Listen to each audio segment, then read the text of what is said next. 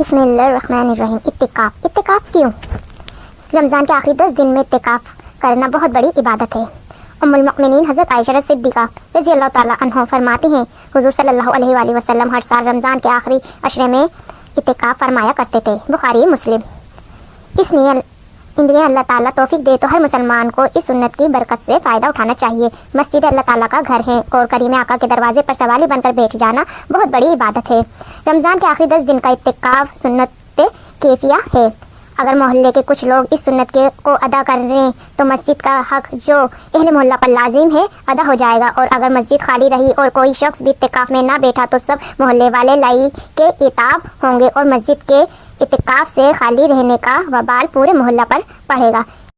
جس مسجد میں نماز 5 وقت باجماعت ہوتی ہو اس میں اتقاف کے لیے بیٹھنا چاہیے، اور اگر مسجد ایسی ہو جس میں 5 وقت نماز باجماعت نہ ہوتی ہو اس میں 5 وقت نماز باجماعت کا انتظام کرنے اہل محلہ پر لازم ہے۔ عورت اپنے گھر میں ایک جگہ نماز کے لیے مقرر کر کے وہاں اتقاف کرے، اس کو مسجد میں اتقاف میں بیٹھنے کا ثواب ملے گا۔